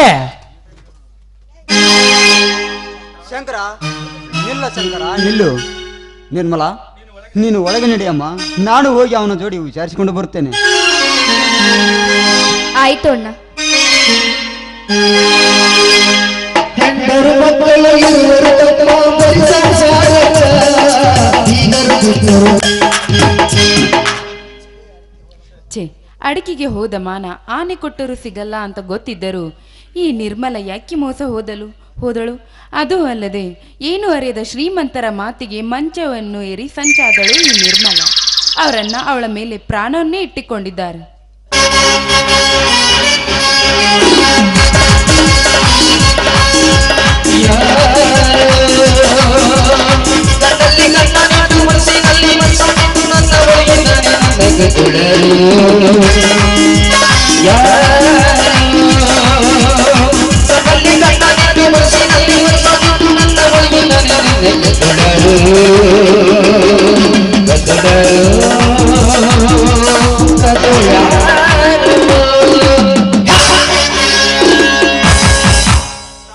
ಪ್ರಾಣ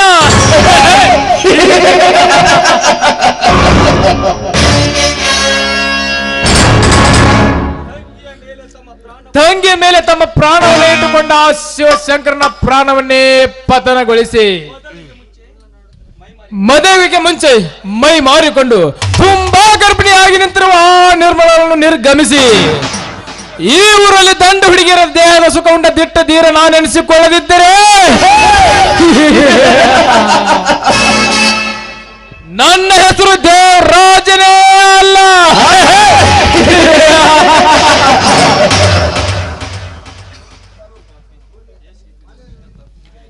ಪಾಪಿ, ಹೇಸಿಗೆ ತಿನ್ನುವ ಹಂದಿಗೆ ಏನು ಗೊತ್ತು ಮೃಷ್ಟಾನ್ನದ ಬೆಲೆ?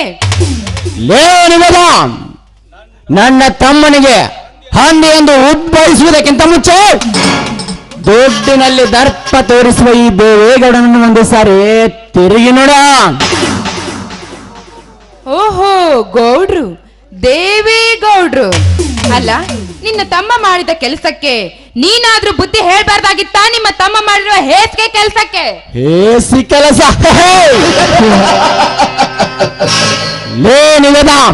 ಯಾರು ಮಾಡಿದ್ದು ಹೇಸಿ ಕೆಲಸ?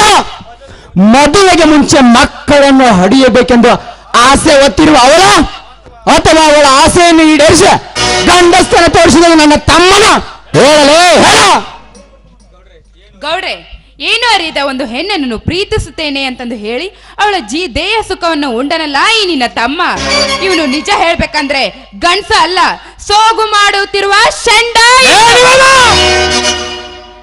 ಏನಂದಿಲೆ ಹುಚ್ಚು ಹೆಣ್ಣೆ? 106 ಹೆಣ್ಣಿಗೆ ಮಕ್ಕಳ ಸಂತಾನವನ್ನು ಕೊಟ್ಟ ಗಂಡಸ್ತನದ ಗರುಡು ಎನಿಸಿಕೊಂಡಿರುವ ಈ ದೇವರಾಜನಿಗೆ ಶಂಡ ಎಂದು ಮಗಳಿದೆಯ ಕೊಬ್ಬಿದ ಹೆಣ್ಣೆ. ಶಂಡ ಎಂದು ಸೆಡೆದು ಮಾತಾಡಿದ ನಿನ್ನ ಸೀರೆಯನ್ನು ಉಚ್ಚಿ ಒಂದೇ ಒಂದು ನಿಮಿಷದಲ್ಲಿ ನಿನ್ನ ಶೀಲವನ್ನು ಸವಿದು ತಿಂಗಳು ತುಂಬುವುದರೊಳಗಾಗಿ ನಿನಗೆ ಮಕ್ಕಳ ಸಂತಾನವನ್ನು ಕೊಡಲಿಲ್ಲ. ನನ್ನ ಹೆಸರು ದೇವರಾಜನೇ ಅಲ್ಲ. ಬರಲೇ ಬಾ. ಬದ್ಮಾಶ್, ಸೈಡಿಗೆ ನಿಂತು ಮಾತನಾಡು. ಏನು ಕಂಡ ಹೆಣ್ಣು ಮಕ್ಕಳಿಗೆ ಶೀಲ ಕೆಡಿಸುತ್ತೇನೆ, ಸಂತಾನ ಭಾಗ ಕೊಡ್ತೇನೆ ಅಂತ ಬಂದರೆ ಇಲ್ಲಿ ಕುಳಿತ ಮಹಿಳೆಯರು ಎದ್ದು ಬಂದು ಚಪ್ಪಲಿಯಿಂದ ಹೊಡೆದು ಬುದ್ಧಿ ಕಲಿಸುತ್ತಾರೆ. ಜೋಕೆ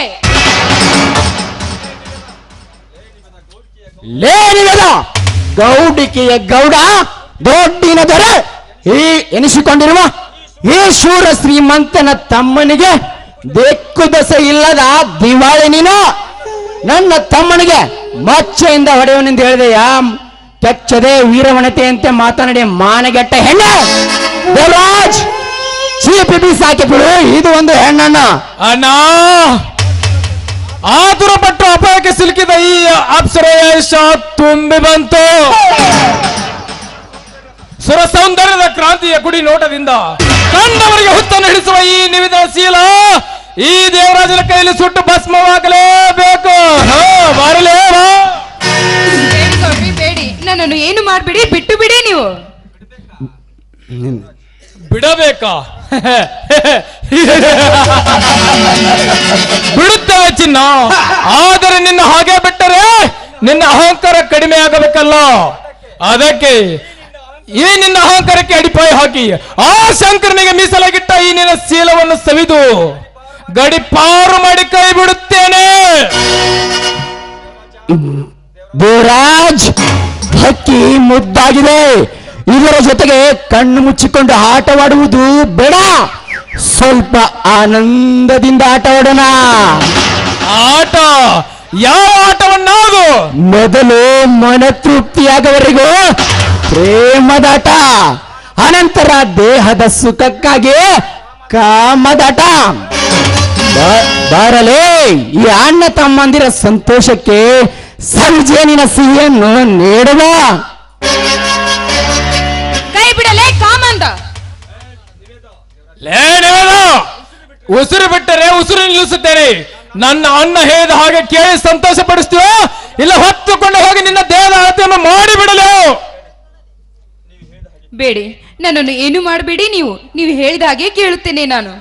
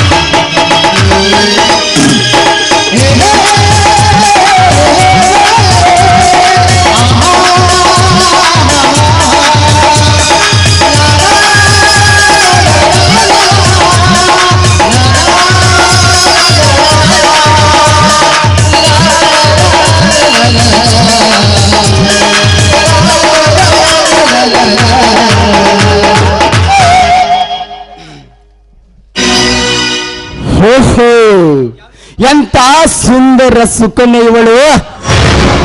ಇವಳ ಕೈ ನನ್ನ ಕೈ ಕುಂಚಿದಾಗ ಕಲ್ಲು ಬಂಡೆ ಅಂತ ಗಟ್ಟಿಯಾದ ಈ ನನ್ನ ಮನಸ್ಸು ನೀರಿನಂತೆ ಜುಳು ಜುಳು ಎಂದು ಹರಿದು ಹೋಯ್ತಲ್ಲ. ಈ ಹೆಣ್ಣಿನ ದೇಹ ಸ್ಪರ್ಶಕ್ಕೆ ದೇವರಾಜ್ ಹಿಡಿದಿಕ ಈ ಅರಗಿಳಿಯನ್ನ.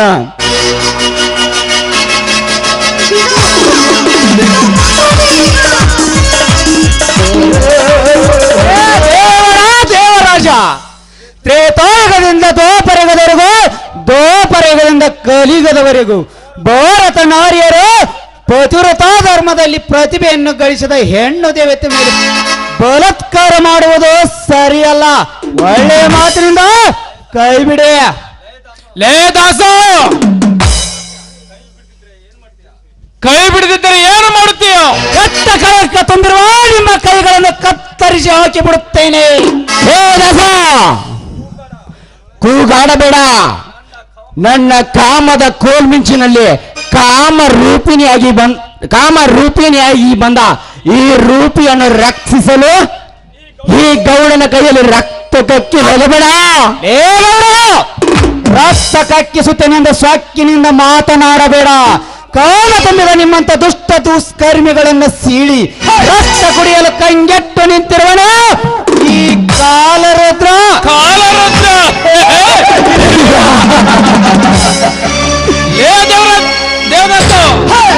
ಕಾಲರುದ್ರನಂದು ಕಾಲಭೈರವನ ಹತ್ತಿರ ಕಾಲಿಗೆದುರು ನಿಂತರೆ ಮೊದಲು ನಿನ್ನ ಕಾಲುಗಳನ್ನೇ ಕತ್ತರಿಸಿ ಆ ನಂತರ ಹೆಣ್ಣಿನ ದೇಹದ ಸುಖವನ್ನು ಅನುಭವಿಸಬೇಕಾಗ್ತದೆ. ಸುಮ್ಮನೆ ಹೊರಟು ಹೋಗಿ ಇಲ್ಲಿಂದ. ತಂದೆಗೆ ಹುಟ್ಟಿ ತಂದೆಯ ರಕ್ತ ನಿನ್ನ ಮೈಯಲ್ಲಿ ಹರಿಯುತ್ತಿದ್ದರೆ ಮೊದಲು ಈ ದಾಸನ ಕಾಲು ಕತ್ತರಿಸು. ಅದನ್ನೆಲ್ಲ ಬಿಟ್ಟು ಸಿಕ್ಕ ಹೆಣ್ಣಿನ ಮೇಲೆ ಸ್ವಕ್ಕೇರಿ ಹೋದರೆ ಮಗನೇ ಸಿಕ್ಕಂತೆ ನಿನ್ನನ್ನು ಕೊಚ್ಚಿ ಹಾಕಿ ಲೇ ದಾಸ, ದಾಸ ಎಂಬ ಪದದ ಅರ್ಥವನ್ನು ತಿಳಿದುಕೊಂಡು ನಮ್ಮಂತ ಶ್ರೀಮಂತರ ದಾಸನಾಗಿ ಬಿದ್ದರೆ ಸರಿ. ಇಲ್ಲ, ಈ ಗೌಡನೊಳಗಿರುವ ಬಂದೂಕಿನಗೊಂಡು ನಿನ್ನ ದೇಹ ಸೇರಬೇಕಾಗುತ್ತದೆ. ಎಚ್ಚರ. ಹುಚ್ಚುಗೌಡ, ಕೈಯಲ್ಲಿ ಬಂದೂಕಿದೆ, ಬಂದೂಕಿನಲ್ಲಿ ಗುಂಡು ತುಂಬಿದೆ ಎಂದು ಪರಸ್ತ್ರೀಯರ ಮೇಲೆ ಕಾಮದ ಕಣ್ಣನಾಗಿ ದಕ್ಕಿಸಿಕೊಳ್ಳುತ್ತೇನೆಂದು ಈ ದಾಸನಿಗೆ ಎದುರಾಗಿ ನಿಂತರೆ ಬಂದೂಕು ಹಿಡಿಯುವುದಕ್ಕೆ ಕೈ ಇರುವುದಿಲ್ಲ, ಕಾಮ ತುಂಬಿದ ಕಣ್ಣು ಇರುವುದಿಲ್ಲ. ಎತ್ತಿ ಹಾಕಿ ಬಿಡುತ್ತೇನೆ. ಕಣ್ಣು ಕೆತ್ತ. ಲೇ ದಾಸ, ಹತ್ತೂರನ ಒಡೆ ಎನಿಸಿಕೊಂಡಿರುವ ನನಗೆ ಇನ್ನೊಂದು ಸಾರಿ ಎದುರು ವಾದಿಸಿದ್ರೆ ಸುಟ್ಟು ಹಾಕಿ ಬಿಡುತ್ತೇನೆ ಮಗನ. ಎಚ್ಚರ.